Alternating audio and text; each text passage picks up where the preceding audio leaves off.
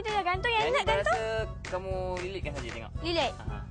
Kawan-kawan kita lah. Hai kawan-kawan. Hai kawan. Jadi kawan-kawan hari ni Betul? kita pun dah sampai ke Segmen melukis. Melukis. Betul. Bersama dengan Abang Abang Unik kita Abang dan Unik. Mas lagi berada di Sunway. Betul. Jadi apa kata kita sama-sama saksikan segmen Melukis. Kids on to. Silakan. Silakan. Melukis secara mudah hanya di Melukis at Kids on 2. Hai adik-adik, apa khabar semua? Abang Unik harap adik-adik semua sihat. Sebenarnya kita dah melukis apa? Macam-macam benda di Taman Tema Sunway Lagoon. Kali ini kita akan melukis di mana tempat kita boleh bergambar bersama burung. Nak tahu apa yang Abang Unik lukis di tempat tu? Mari ikut Abang Unik, kita sama-sama melukis. Boleh? Jom.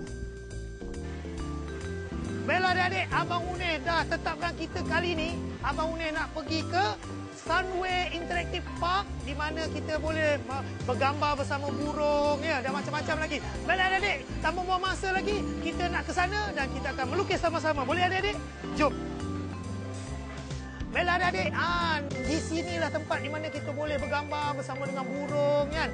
Pemandangan pun indah. Baiklah adik-adik, untuk kita melukisnya jangan lupa seperti biasa kita nak melukis dulu, kita lakar dulu, buat lakaran. Kita buat lakaran dulu. Kita pilihlah sama ada adik gunakan warna kelabu ni ataupun adik gunakan warna yang cerah. Ingat ya adik-adik, kita bila nak melukis atau melakar tu kita gunakan yang cerah terlebih dahulu. Abang Unik pilih yang warna cerah ni. Warnakan. Lukis dulu. Termasuk juga kalau warna hijau, hijau yang cerah. Lukis dulu. Bila siap adik-adik melukis tu, adik nak mewarna, kita mewarna guna yang gelap terlebih dahulu, kemudian diikuti dengan warna yang cerah. Kalau dua-dua lah, kalau tiga-tiga. Kita warnakan dulu. Kali ini kita tak mewarna secara tebal, kita hanya membuat secara lakaran saja. Teknik ni dinamakan secara lakaran saja. Macam ni. Kemudian tapi masih lagi mengikut urutan yang sama. Menggunakan yang cerah. Okey. Dan kemudian apa warna awan ke, dan warna pokok dan papan tanda ni. Baiklah adik-adik, Abang Unik dah nak siapkan dah. Okey, Abang Unik pun nak tambah sikit. Ada burung kat sini. Selalunya kat belakang ni memang ada banyak burung. Abang Unik cuma buat 2 burung aja. Baiklah adik-adik. Abang Unik dah siapkan. Abang Unik harap adik-adik pun dapat melukisnya. Ini dia lukisannya. Abang Unik buat 2 ekor je burung. Adik-adik boleh buat lagi banyak.